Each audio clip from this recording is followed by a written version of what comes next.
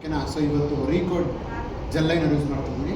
Same ಲೈಕೆ England ಥರ 500 550 ಆಯಿತು. So ಲೈನ್ನ ಜಸ್ಟ್ ಮೂವ್ ಮಾಡ್ತಾ ಹೋಗೋಣ. ಲೈನರ್ ಹಾಕಿದ್ಮೇಲೆ ಡ್ರೈ ಆಗೋವರೆಗೂ ಕಂಟೆನ್ಸ್ಬಾರ್ದು. ಸೊ ಫ್ರಮ್ ರೀಕೋಡ್ ಸ್ವಲ್ಪ ಸೀರಮ್ ಯೂಸ್ ಮಾಡಬೇಕಾಗತ್ತೆ. ಸ್ಟ್ರಿಪ್ಲಿಂಗ್ ಬ್ರಷ್ ತೊಗೊಂಡು ಅಪ್ಲೈ ಮಾಡ್ತಾಯಿದ್ದೀನಿ. Corrector, so orange corrector. So full face at least ಅಷ್ಟಾದರೂ ಅರ್ಥ ಆಗ್ತಿಲ್ಲ. ರೀಕೋಡ್ದು ಎರಡು ಥರ ಫೌಂಡೇಶನ್ನು, ಒಂದು ಲೂಮಿನಸ್ ಫೌಂಡೇಶನ್ ಅಂತ ಹೇಳ್ತೀವಿ, ಇನ್ನೊಂದು ಬಂದು mattifying foundation. So dry skin ಇದ್ದರೆ ಲೂಮಿನಸ್ಸು, ಆಯಿಲಿ ಸ್ಕಿನ್ ಇದ್ದರೆ ಮ್ಯಾಟಿಫೈಯಿಂಗ್. ಸ್ವಲ್ಪನೇ ತೊಗೊಳ್ಳಿ. ಆಮೇಲೆ ನಿಮ್ಮ ಬ್ರಷ್ನಲ್ಲಿ ಹೇಗಿರಬೇಕು ಪ್ರಾಡಕ್ಟ್ ಅಂದರೆ, ಸೊ ಈವನಾಗಿ ಸ್ಪ್ರೆಡ್ ಆಗಿ ಕಡೆ ನಿಮ್ಗೆ ಜಾಸ್ತಿ ಪ್ರಾಡಕ್ಟ್ ಕೂತ್ಕೊಳ್ಳುತ್ತೆ, ಇನ್ನೊಂದು ಕಡೆ ಪ್ರಾಡಕ್ಟೇ ಕೂತಿರಲ್ಲ, ಪ್ಯಾಚಿ ಆಗುತ್ತೆ. ಸ್ವೀಟಾಗಿ ಅಪ್ಲೈ ಮಾಡ್ತಾ ಹೋಗಿ ನೋಡಿ.